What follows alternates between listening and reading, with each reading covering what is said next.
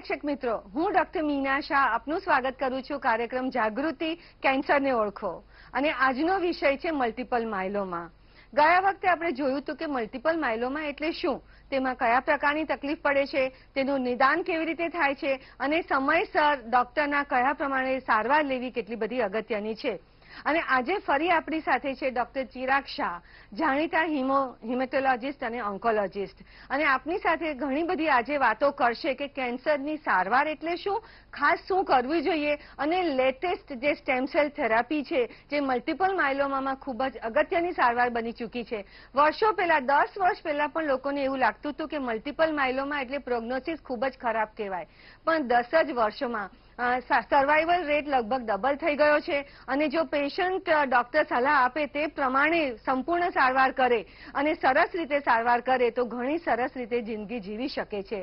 તો ચિરાગભાઈ, આપનું સ્વાગત છે આ કાર્યક્રમમાં. અને મારે આપને એક રિક્વેસ્ટ કરવી હતી કે ઘણા વ્યુઅર્સ આપની સાથે આજે પણ જોડાયા હોઈ શકે છે, તો એક મલ્ટીપલ માયલોમાનો ઓવરવ્યૂ આપ આપી શકશો?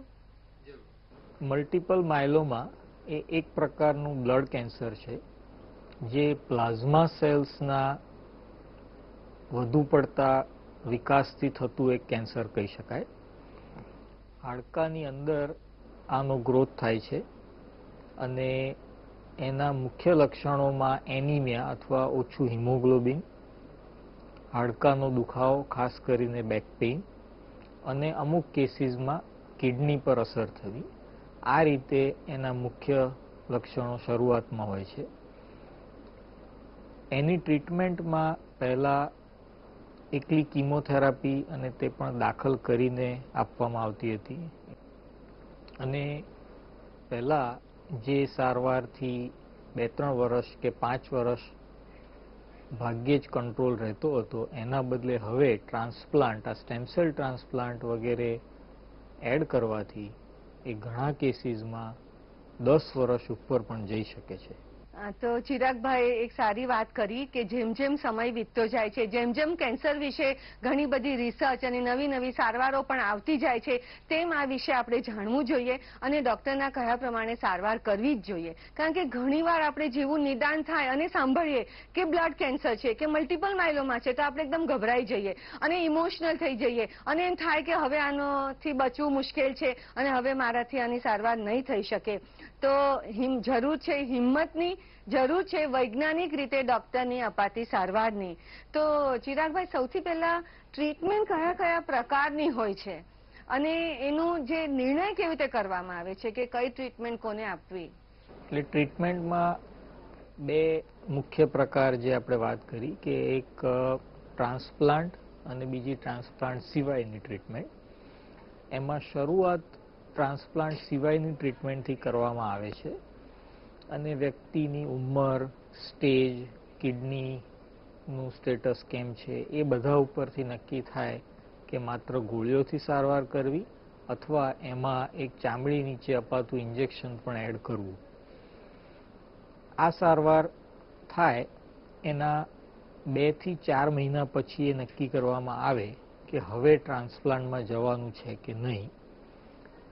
સાથે સાથે અમુક સપોર્ટિવ ટ્રીટમેન્ટ જેને કહેવાય એ પણ આપવામાં આવે છે, જેની આપણે ગયા વખતે વાત કરી ચૂક્યા છીએ કે મુખ્ય હાડકાને કંટ્રોલ કરવા માટે અને એનિમિયા માટે. એ સિવાયની ચર્ચા આપણે ગઈ વખતે કરી ચૂક્યા છીએ. તો મિત્રો, આપણે જાણ્યું કે સારવાર અગત્યની છે અને સારવાર બધા જ પ્રકારની અગત્યની છે. તેમાં 2 પ્રકારની સારવાર તો હોય જ છે. એક છે ડિઝીઝ ટ્રીટમેન્ટ કે જે ડિઝીઝ કંટ્રોલમાં ખૂબ જ મદદ કરે છે અને બીજી છે સપોર્ટિવ થેરાપી. તો મલ્ટીપલ માયલોમામાં સપોર્ટિવ થેરાપી ખૂબ જ અગત્યની છે. તેમાં જેવી રીતે ચિરાગભાઈએ કહ્યું તેવી રીતે હાડકાને સારા રાખવા અગત્યના છે અને હાડકાને સારા રાખવા માટે હલનચલન ખૂબ અગત્યનું છે. એટલે મલ્ટીપલ માયલોમાના પેશન્ટે પણ ડોક્ટરની સલાહ મુજબ થોડું ફિઝિકલી એક્ટિવ રહેવું જોઈએ, પણ પોતાને ઇન્જરી ન થાય તેનું પણ ધ્યાન રાખવું જોઈએ.